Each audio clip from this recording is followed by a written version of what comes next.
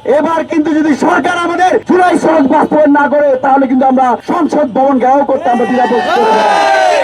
সরকার আওয়ামী লীগকে সন্ত্রাস বিরোধী আইনে নিষিদ্ধ করে তাদেরকে আইন প্রণয়ন করেছে, আমরা তাদেরকে সাধুবাদ জানাই।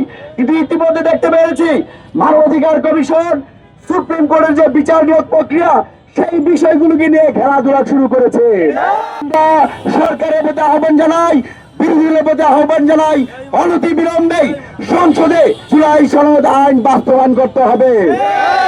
আমরা আজকে এখানে যেহেতু একটা নির্বাচিত সরকার, আমরা দাবি জানাচ্ছি, কিন্তু যদি সরকার এইভাবে আমাদেরকে বৃত্তাঙ্গুলি দেখাতে চায়, শহীদদের আকাঙ্ক্ষাকে বাস্তবায়ন করতে না চায়, তাহলে ছাত্র অধিকার পরিষদ শুধু বিক্ষোভ সমাবেশ নয়, এর পরবর্তীতে কঠোর কর্মসূচি ঘোষণা করতে বাধ্য হবে। এই সময় আমরা লং মার্চ টু ঢাকা দিয়েছি, যমুনা ব্লকেরও অনেকবার হয়েছে। এবার কিন্তু যদি সরকার আমাদের জুলাই সনদ বাস্তবায়ন না করে তাহলে কিন্তু আমরা সংসদ ভবন ঘেরাও করতে আমরা দ্বিধাবোধ করব।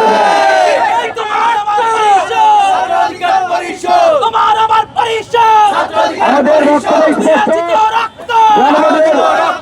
গণভোটের যে রায় এসেছে সেই রায়ের প্রতি সম্মান দেখে, শহীদদের আকাঙ্ক্ষার প্রতি সম্মান দেখে সরকার জুলাই সনদ বাস্তবায়ন করবে। পাশাপাশি আরেকটি কথা না বললেই নয়, আমরা এমন একটা বাংলাদেশ চেয়েছি যেখানে দৈত্য দানব হবে না, পারিবারিক তন্ত্র কায়েম করবে না। কিন্তু বাংলাদেশের একটি ঐতিহাসিক বিষয়, আমাদের আবেগের জায়গা সেই ক্রিকেট বোর্ডকে তারা পারিবারিক ক্রিকেট বোর্ডে রূপান্তরিত করেছে।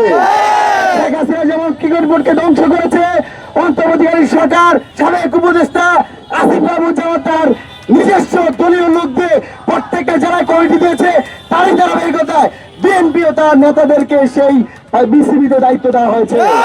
আমরা বিসিবিকে স্বায়ত্তশাসিত প্রতিষ্ঠান হিসেবে সরকারের এই নগ্ন হস্তক্ষেপকে নিতে যাই। একই সাথে আজকের এই সমাবেশ থেকে ছাত্র অধিকার পরিষদ স্পষ্টভাবে বার্তা দিচ্ছে, অনতি বিলম্বে সুপ্রিম কোর্টের আলাদা যে সচিবালয় করার প্রস্তাবনা দেওয়া হয়েছে সেই প্রস্তাবনা আবার মেনে নিতে হবে। মানবাধিকার কমিশন যে অধ্যাদেশ বাতিল করার প্রস্তাবনা পাশ হয়েছে সেটাই সংসদে আবার পুনরুত্থাপন করতে হবে। সংবিধান সংস্কার অবশ্যই অবশ্যই অবশ্যই করতে হবে।